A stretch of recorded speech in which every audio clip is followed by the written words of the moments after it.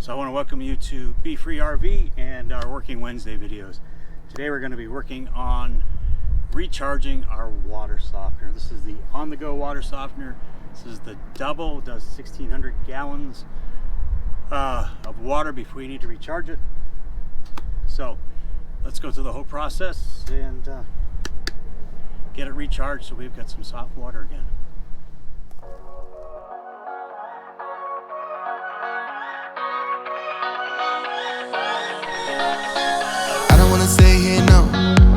Gonna keep it low now. If you wanna go, let's go.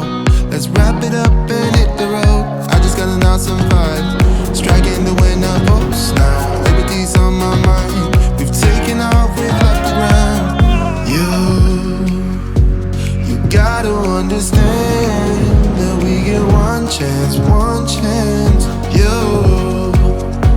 You will never regret the things that we'll do.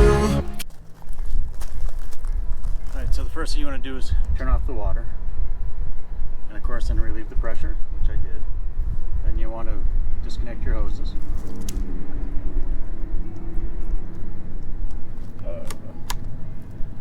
Ooh, that water's warm. So I picked up the quick disconnects, but you can see the buildup you get inside these. Look at that calcium buildup already. I'm not sure if you can see that in here, but look at the calcium buildup. Alright, that's from the hard water out here in the southwest. So, and that's why you put the water softener in, because your goal is to prevent that from happening in your camper. So that's building up here. What's it going to do in all the pipes and valves in your camper? Alright, so this is pretty basic to begin with. So you want to disconnect your water source, and then you want to drain it. And simply to drain it is disconnect your water source and flip it over.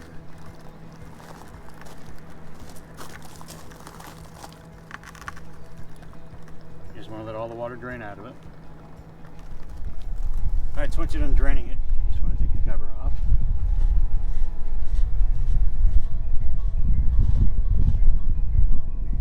You are going to find, because we just flipped it upside down and drained it, you're going to find what's left of the softener in there, which is what this here is. So, what I'm going to say, and I haven't seen anywhere else, is that you probably need to just rinse that out a little bit.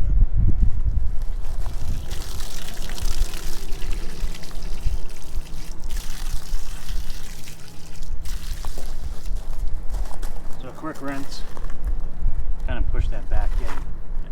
So now what you're going to do is we're going to put two 26-ounce cans of just iodized salt back into this. So let's grab the salt. Right, so this is just iodized salt, just Walmart brand, 48 cents a piece. And now you get a couple options for how to put this in here. You can dump it straight. You can mix it with the warm water and then dump it back in that way. Right, well, I'm just going to go with this straight in. So all you do is take your salt and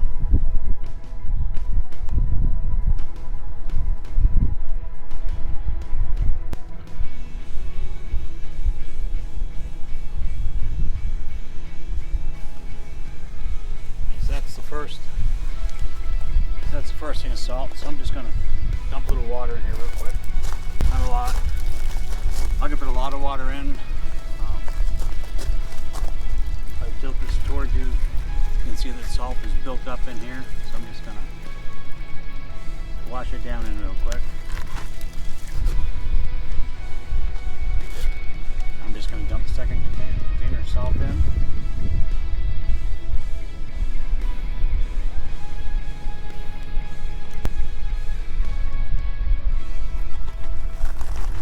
Might want to move around a little bit to get the salt to fall in.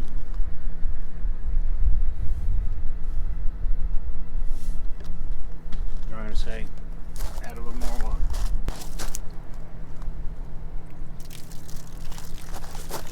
That just opens it back up. And that gets the two 1 pound containers, 26 ounces of iodized salt back in here.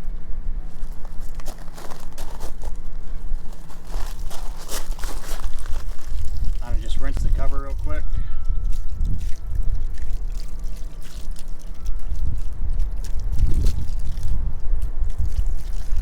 Got a little residue in there. Alright, put the cover back on. I'm gonna do a quick rinse just to get the soap off the top of it. I'm gonna put the cover back on. Alright, so once you've recharged it by putting, you know, your 2 bottles of salt back to this one, this is again this double. You want to flush this for 24 to 30 minutes with a very slight stream of water. Shouldn't be any, as they describe it, no bigger than a pencil. You know, number 2 lead pencil, and so it shouldn't go beyond the edge. And with this unit, I want to run this for 24 to 30 minutes at this, we'll call it a drizzle. Maybe like dripping springs. That was our video when we were in New Mexico. So I'm gonna let this run 24 to 30 minutes, and then we put it on high and run it again. All right, so we let this run on very low, as you saw, just a pencil width coming out, just dripping down the edge here for 24 to 30 minutes. And now we're gonna run this on high for 6 to 8 minutes. And then once we're done, we're going to check the water for hardness. So I did test the water before we did this, and it was over 1,000. It was on pure brown. I probably went a week too long before recharging this. You probably want to recharge this when we're full time, every 5 to 6 weeks.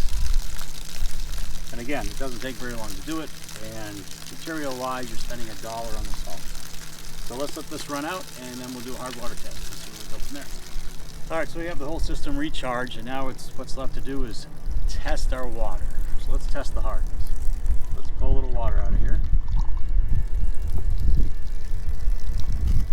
Grab one of our test strips. You just want to hold it in and count to 3, 1,000, 2,000, 3,000. And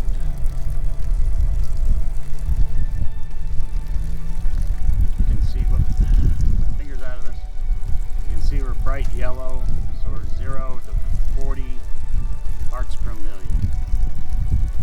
Right, so that's our softness. You can see here. We'll zoom in so you can see where it is. Let's test it without it. Let's go and test this without them.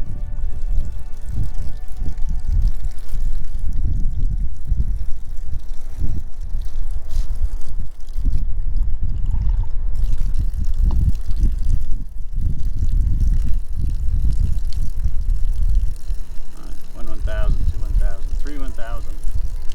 And look at that. How brown that came out.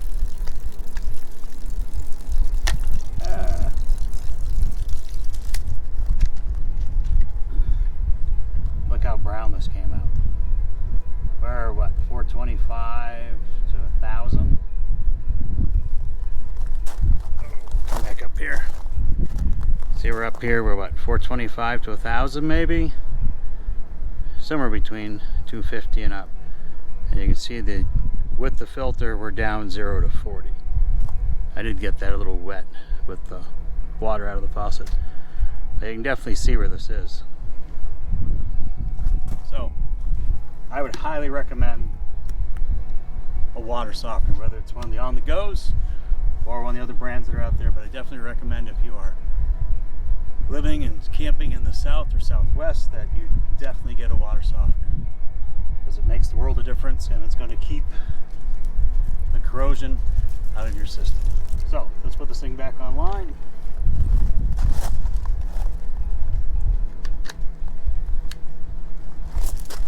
Give the wife some water again, she'll be happy. So I really hope you're enjoying our Working Wednesday videos.